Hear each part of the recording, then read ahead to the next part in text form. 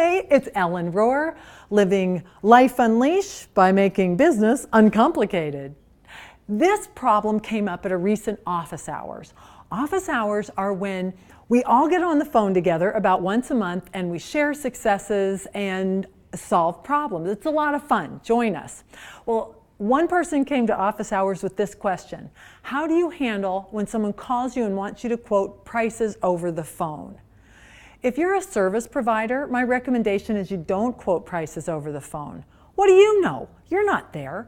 It's not possible to do a professional diagnosis over the phone. Instead, I recommend something like this. Mrs. Fernwicke says, how much do you charge for a water heater? And you reply, hey, Mrs. Fernwicke, nice to hear from you. Here's the way it works. This is the really great news. We'll send a service provider to your home, and he will do a thorough diagnosis of the system, give you prices and options and solutions to repair or replace based on a conversation with you and a complete assessment of your mechanical system. Then he'll give you the prices before he does any work, and you can say yes or no at that time. Could I schedule you for service? And she's going to reply with, well, I called around and other companies are quoting from $350 to $2,500. I don't know what to do. Can you just give me a ballpark? Oh, Mrs. Fernwicke, what I don't want to do is quote a price that won't hold up once our service technician shows up. Do you have kids? Now this might work if she has kids. Do you have kids? Yes, yes. Have you ever known that one of your kids has strep throat and the doctor still requires that you take them into the office for a strep test? It's inconvenient, I know. However, that doctor wants to do the right thing professionally to make sure he does the right thing by you. And that's how we operate too.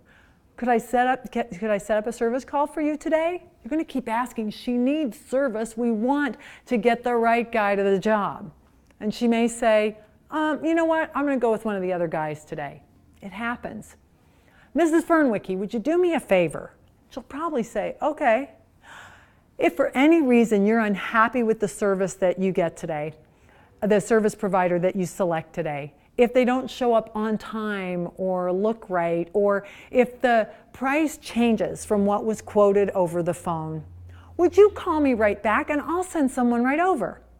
You're not going to say, you get what you pay for, or you'll be sorry, or any of that, because on the flip-flop, on the other side, you may catch Mrs. Fernwicke should the other service provider disappoint.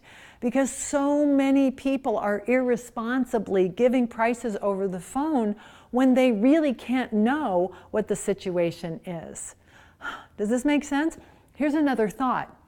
Suppose you have a diagnostic fee, $59, $79 to send your service tech out. You might sweeten the conversation with Mrs. Fernwicke like this.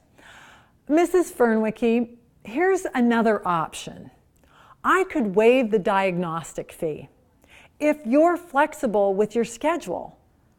And when I have a service technician in your neighborhood, I could alert you either via text or give you a call and let you know, and then we don't have to charge the diagnostic fee, and you could get a price and some options for repair or replacement from the service technician at that time. What do you think of that? Now, what happens here is instead of just waiving the diagnostic fee, which could leave Mrs. Fernwicke to think that there was really no reason to have it, what she's giving up is a little flexibility. She's saying that I will be available at your convenience for service so that we can make this happen in a realistic way. That's a nice option for catching the call. You're not going to catch every call, but you always, always, always want to do the right thing by your customer. Hope that helps. Bring your challenges to the next office hours. I'll see you there.